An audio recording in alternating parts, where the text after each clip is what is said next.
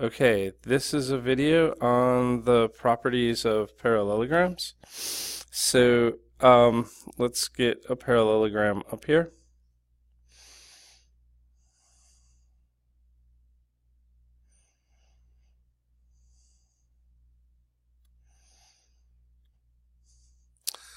Okay, so we're going to call this parallelogram HG FE.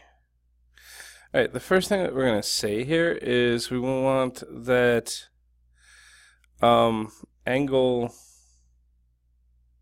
So I want to show that the opposite sides have to be congruent. Okay, so what we want here is we need to know that EF, not congruent, I'm sorry, yeah, they're congruent. All right, EF has to be congruent to HG, and we want that FG has to be congruent to EH. Okay, so there's a whole formal proof. I'm going to do this kind of informally here. The way that we show this is actually by drawing in the diagonal. And if I do that, I know that this is a parallelogram, so opposite sides by definition have to be parallel, right? So that means since these two are parallel and that's a transversal, this angle here and this angle here are alternate interior angles. Likewise, because these two are parallel and that's a transversal, this angle here and this angle here are alternate interior angles and they have to be congruent.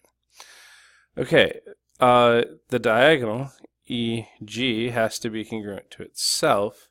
So this means that triangle EHG has to be congruent to triangle GF, excuse me, E. Now, there was a hiccup in the recording. EF corresponds to HG, so that means that EF has to be congruent to HG. Remember, that's like CPCTC. And in the end here, HE corresponds to FG, so that means that FG has to be congruent to EH. That's also by CPCTC. So we've just proven that the opposite sides not only are parallel in a parallelogram, but they are also congruent. Okay, so that's our first property.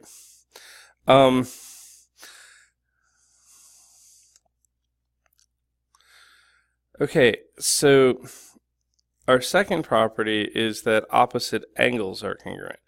Now, this doesn't need any additional proof, because if you think about what was going on here, right?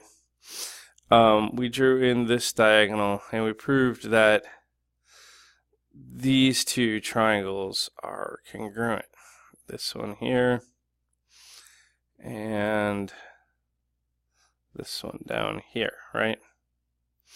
Well, if that's the case, then this angle has to be congruent to this one by CPCTC. So that's one pair of opposite angles. And if I had drawn the diagonal the other way, then this one would have been congruent to that one. So it's pretty clear that we get that the opposite angles are congruent. So if I have a parallelogram, I know that the opposite sides are parallel because they are, because it's a parallelogram. I know that the opposite sides are congruent because we've proven that, and now we've just shown that the opposite angles are also congruent. Okay, so another property that we're going to get here is that if I draw in both diagonals, we're going to say that they bisect each other. So let's draw on the diagonal here, and we draw on the diagonal here, and we're going to call this TS, Q, R, and M. Okay, so what we want to show here is that QS and TR bisect each other. Alright, so this is pretty straightforward too. We know because it's a parallelogram that TS has to be parallel to QR. We also know that because it's a parallelogram, these are all transversals. This and this have to be congruent because they're alternate interior angles. And this have to be congruent because they're alternate interior angles, right? And we also know, because it's a parallelogram, that these two sides are congruent because we just proved that, right? So this is going to give me that triangle TSM, the one up top here, and the triangle Q, it's going to be RMQ, right? So triangle RMQ